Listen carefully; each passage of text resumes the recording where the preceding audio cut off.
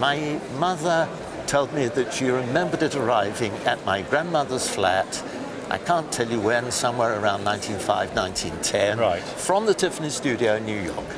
So we have something that appears to be a Tiffany lamp. It's a very good background provenance, as you might say. Yes. The fact that it comes directly through the family is wonderful, because obviously I must start by saying that one has to approach any Tiffany lamp with the deepest suspicion. This is in no way questioning your story, but fakes abound. Yes. Louis Comfort Tiffany was one of the great designers of the late Victorian period. He wasn't just an artist and designer. Of course, he ran department stores in effect.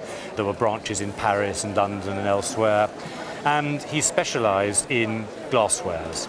And of course, he pioneered the use of electric light. He knew that these sort of shades come to life once you turn on the power, as you might say. Can we turn it on and see what happens? You turn it on. Right, so it's got there.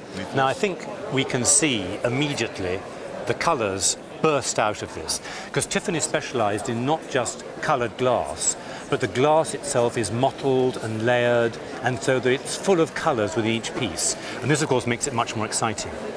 Is it marked, is the first question I have to ask you. I don't think it's signed anywhere. Now that is very unusual. The usual place is obviously on the base, and I'm not going to pick it up, or round the edge of the rim.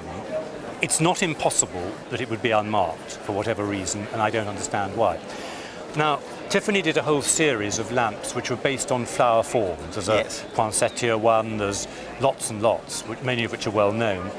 I don't know a chrysanthemum one, and maybe I've got my plants wrong, but in principle the base is fabulous. I think it's a wonderful sort of Art Nouveau quatrefoil form, and the way the plant forms sort of rise up out of these reserved panels, and equally the leaves then continue up those reserves with this completely typical sinuous Art Nouveau line.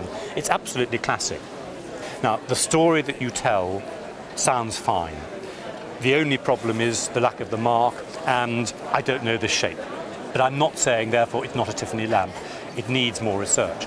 I think in terms of insurance, 10 years ago, I'd have given double the price I'm giving now. And now I would say for insurance, you've got to think about 20 or 30,000. I have it insured for 25. Oh, well. Not a bad guess. We're dead on. Well, that's good. It's actually strange that you should bring this in today, because I was talking to a lady earlier on, actually, about a similar item, who thought her item was a chocolate pot. Here again, we've got one that looks like a chocolate pot, but the giveaway, of course, is the top. Yes. A chocolate pot, which this is, always has the opening at the top for the stirring rod. What's the history of it? Well, I inherited it from my mother. I believe it's Georgian and it was made in Newcastle. Other than that, I know nothing. Right, so we'll have a look underneath it. And as you quite rightly say, the three castles there are the mark for Newcastle. The date letter is 1737, so it's George II. And the maker is George Borman. Now, you don't see a lot of Newcastle silver on the market, actually, so it's quite sought after. Now, having said that it's George II, one of the things I should point out is when you look at it, all this embossing was never George II. That's been Victorianised.